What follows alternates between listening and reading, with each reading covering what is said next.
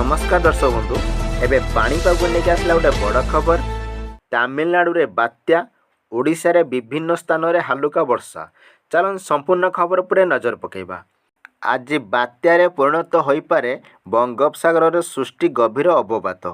बात्यारे परिणत हेबा परे साइक्लोन पेंगाल आसंता काली काकाईकाल ओ महाबलीपुरम मझिरे उपकूल अतिक्रम करने नहीं पूर्व अनुमान करिछि पाणीपाग विभाग।